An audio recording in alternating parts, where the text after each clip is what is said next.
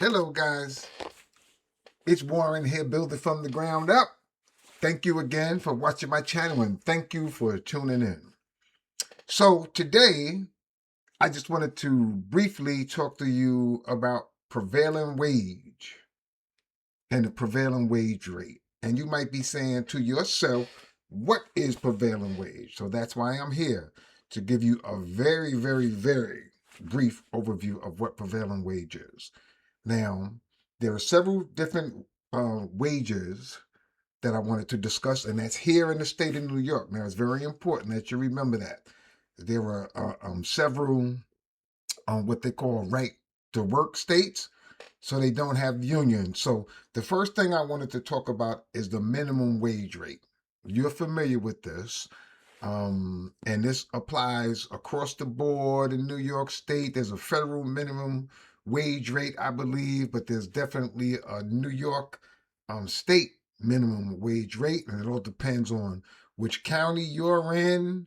That will determine what your minimum wage rate is. So, for example, out here in Suffolk County, the minimum wage rate is different from that in New York City. So when I used to manage the state office building, my security guards, um, um, well, actually, that's prevailing wage. So I'll discuss that in a minute. Okay, let's get back to minimum wage because that applies across the board, depending on your county. So everybody has to make that. That's New York state law. You work, you have to, your employer has to meet the minimum wage. So that's minimum wage. Then there's also the union wages. Now, union wages are set by and determined by your contract and your collective bargaining agreement with that particular union. So you're probably familiar with that. But what I wanted to discuss today is prevailing wage rates, which applies to public entities and public works. So what is a public entity and what are public works? So of course, there is a New York State defined definition of public works, but to put it simply, any government, municipal, local entity has to abide by the public works rules and regulations that's set forth by the state of New York. So, with that being said, if you are a school district, state government entity, municipality, local government, and you want some work in your building, then you have to pay prevailing wages to the vendor or the contractor that will be providing your services. Okay, so for example, if I needed someone to come in and perform some fence work, some road work, some tree work, some painting, that kind of thing, then of course you have to pay prevailing wages. Okay, so there are two types of prevailing wages. There are what you call Article 8, and there are what you call Article 9. Now, Article 8 prevailing wages apply specifically to mechanical work, construction work, laborers, painters, that kind of thing. So anything that has to do with construction, maintenance, like mechanical work, that kind of work, then it has to be Article 8. Article 9 is service contracts. So, for example, when I put my annual contracts out for bid for, let's say, an exterminator, that kind of thing, then it would have to be, it would have to meet Article 9 prevailing wage wages. Now, that's easy to determine and easy to find out. So if you look at my screen here, I'm going to try to pull it up for you. So I already put in New York State prevailing wage rates for 2026. So now I'm just going to go to the Department of Labor here, right? And then here are your prevailing wage rate articles according to, this is Article 8. So this is for general construction projects, residential construction projects, buildings, heavy and highway, tunnel and water, etc., etc., etc. These are not building services. That's Article 9.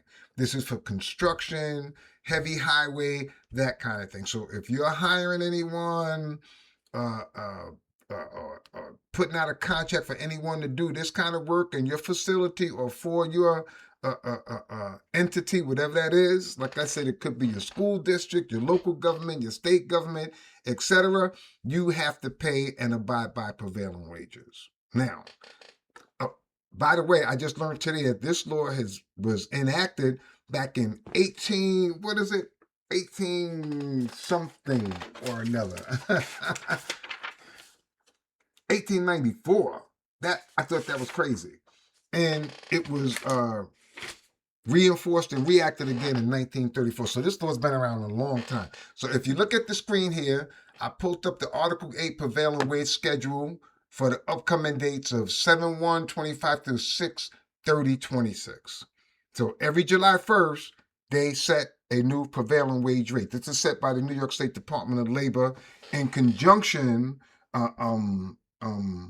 with the CBA, which is your bargaining association, which is your construction bargaining association. So I believe I had that terminology right. If I don't, I'll put it across the screen. But they do meet with each other every year to determine what the new prevailing wage rate is going to be. So if you look here, you have to put in your county. So I am going to look for Suffolk County here. And you put in your particular county because the rates do vary from county to county. Just like your minimum wage rate, your prevailing wage rate does differ from county to county. So I'll put in Suffolk County and I'll put in view. And as you can see, your list of titles for your workers are going to come up. So let's just say this is construction. So let's just say I needed a painter. This is obviously for an asbestos worker, which falls under Article 8, your boiler maker, etc., etc., etc. But I am going to scroll and scroll and scroll. And the reason why I chose painter, because I used to use a lot of painters when I was with the state. We had a short staff and a minimal staff, and the state just contracted out a lot of work. They believe in that. And we'll have another discussion on that at another day, which I will call contracted work versus in-house work. Okay? All right, so here we are. We're in O. We're looking for P. So if you're looking for P for painter, you'll see here your job description is painter. District is 8. That covers the Bronx, Kings County, Nassau, New York, Putnam, Queens, Richmond, Suffolk, and Westchester. And by the way, New York State Department of Labor sets the labor rates for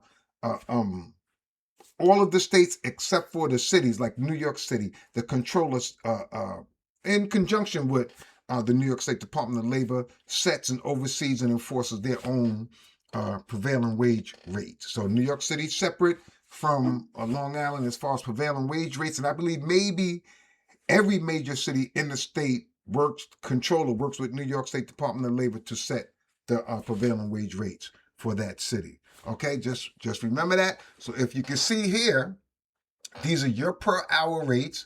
Your prevailing wage is going to include your hourly rate plus your supplemental benefits. So if you look at a painter for Suffolk County from 7/1/25 to 5/1/26, you can see here they break it down for using a brush, abatement, removal of lead, spraying scaffolding, fire escape, etc., etc., etc. That's broken down pretty much. I didn't expect that, but that's very good. So here is your rates per hour, which is, if you use a brush, it's $54.56. And yet supplemental benefit, no matter what you do, is going to be $38.82. It says here for paper hanger, that's separate also, and all others is going to be $35.23. So in order to determine what your prevailing wage rate per hour for that one worker will be, you have to add up $54.56 plus $38.82. I don't have my calculator, but right off the top of my head, let's see, that would be 90 something dollars, around $94 per hour. So that's how you determine what your prevailing wage rate is for that particular position and for that particular job. So again, let's just go back to the top here, and I'm going to show you where we begin at the very first job description here for Suffolk County. Let's just take the asbestos worker. We should have just left it here the first time, but I'm familiar with painters, so that's why I went to painting. But if you just take asbestos workers, you could see here that they have it broken down. Again, there's your counties: Bronx, Kings, Nassau, New York, etc., etc., District 4. Then it says here, asbestos worker, removal and abatement only. The hourly rate, not including benefits, will be $48.25. Okay. So that's your hourly rate. And then, of course, your supplemental benefit per hour is going to be $15.71. All right. So if you add that up again, that will be 60 something dollars. I don't know. You're probably better than I am at math. And I don't have my phone and my calculator because I am talking to you. If you like what you hear, if you like what you're listening to, then I need you to like and subscribe this channel. Okay, so I was just trying to give you a general overview of what prevailing wage rates are. Remember, if you are an entity, a government entity, a public entity like a school district, your local government, your state government, your municipality, then you have to abide by prevailing wage, which I just found out today that's been on the books and has been legislated for 100 years or more. So I'm quite impressed with that. If you have any questions, I updated my email address to include my Gmail. Prior to this, I was putting in buildingsfromthegroundup.com. That is wrong. I haven't worked on my website yet. To contact me, you need to reach out via email at buildingsfromthegroundup@gmail.com. Okay? So that's in place. If you have any questions, call me, like, subscribe. Again, this is just a general overview of what prevailing wage is, because if you're going to move up from janitor to director, then you need to know and you need to become familiar if you are working in a public entity. Private is separate and different, but if you work for me, when I was a director of facilities or a facilities manager, a building superintendent, you have to abide by the prevailing wage laws set by New York State and the Department of Labor, and they will enforce that. And there was one very important change that happened just before I left. So for all you current directors and facilities managers, prior to December 31, I believe, 2025, is when the new legislation went into effect. When you contracted someone to do work that had to pay prevailing wage rates, they were required to submit certified payroll to you or your accounts payable department along with their invoice, right? So as you look at the invoice, you look for your certified payroll, and you would approve that invoice based on the attachment of certified payroll. If you didn't have it, if the Department of Labor, the enforcement unit of the Department of Labor questioned you, you didn't have certified payroll, you better hope that your contractor or your vendor was paying certified payroll and that they have proof of that. So what many entities will require is when you submit that invoice, you have to submit certified payroll for that month or that period, however long it took for you to do that work. That's different now. Effective December 31st, I believe, 2025. Now, as a contractor or a subcontractor, you are responsible, right, for submitting electronically your certified payroll directly to the Department of Labor.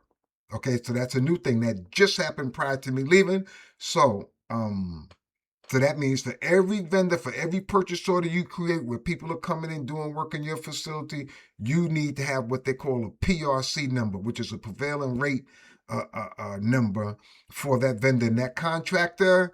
Prior to me leaving, we were, me and my unit was creating these prevailing wage rates, PRC numbers for the vendors and the contractors. But it is your responsibility as a contractor, as a vendor, to have that prevailing wage rate number and to submit your certified payroll directly to the Department of Labor for every project that you undertake. I mean, it's a very easy process. If you go to New York State Department of Labor website here, it'll be very easy for you to do. Let me see if I can pull it up. I was trying, my computer was acting a little crazy earlier. I don't know, but let's see here. New York State Department of Labor. Oh, that's the Article 8. I think, did I have that page earlier? No, I do not have it. That's the prevailing wage rate schedule.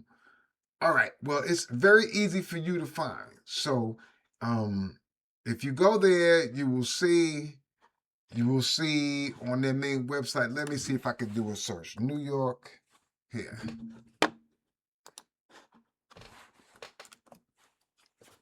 Oh, that's the right mouse here. Let me go here. Okay.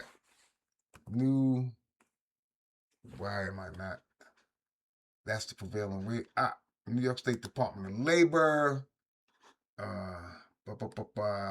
Here. Homepage. That's where we're going. If you look under, let's see, business support, resources, workforce protections, public work and prevailing wage enforcement. That's good to know. If you go there and you drop down, you will see there's the overview, which is very good information. If you ever get a chance, read up on the overview. But it says here, obtain a PRC number and wage schedule. That's where you need to go. All right. And then here's your application. So it's very easy to do. This is a great website. It shouldn't take you more than 5 minutes to create that. Okay. Anyway, this is Warren. Buildings from the ground up. Remember your prevailing wage rate. Remember, it's different from your minimum wage. Remember, it's different from the union wage. Your prevailing wage rate could never be lower than your minimum wage, okay? Building from the ground up. Like, subscribe, join in. Whatever you do, I appreciate your support. Okay, buildings from the ground up. See you next time.